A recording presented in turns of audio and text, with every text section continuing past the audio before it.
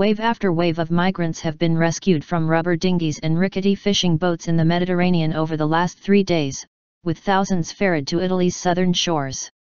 Italian officials struggled Monday to find room in shelters in Sicily and the mainland for the nearly 6,800 refugees they said had been rescued at sea off the coast of Libya. The Italian Navy said a woman, in labor when she was rescued Sunday, gave birth to a daughter on one of its patrol ships. "You have to understand that southern Europe is very much under pressure, not only from Libya, but even from Turkey," said Carlotta Sami, a spokeswoman for the UN High Commission for Refugees in Southern Europe. The routes of refugees are increasingly bringing people towards southern Europe, because there is very strong pressure of many conflicts, both in the Middle East and in many African countries.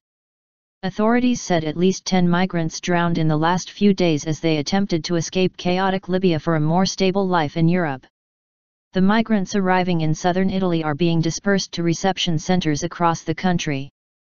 Humanitarian aid workers say that many of them have legitimate claims to asylum in Europe as they are fleeing conflict and repression in such countries as Syria and Eritrea.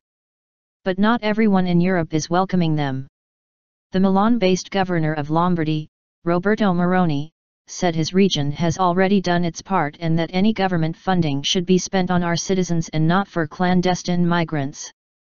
Some humanitarian aid groups have called a country-by-country European Union quota to accept the migrants as they arrive on the continent's shores. But Czech Prime Minister Bohuslav Sobotka rejected that idea. The Czech Republic is not supporting the introduction of a obligatory quota, but in support of European solidarity we will decide about hosting migrants in our country depending on our situation and capacity, the Czech leader said. So we clearly say no to a quota, but yes to solidarity with migrants. Italy says mild weather and a calm Mediterranean are expected to push the number of migrant arrivals to 200,000 this year, 30,000 more than in 2014.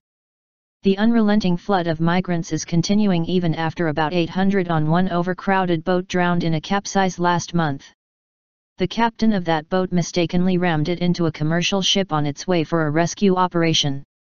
Following a series of shipwrecks that killed more than 1,200 people in April, European leaders at an April 23 summit agreed to strengthen the EU presence at sea, deciding to triple the previous $3.40 million a month funding for the operation run by its Frontex border agency.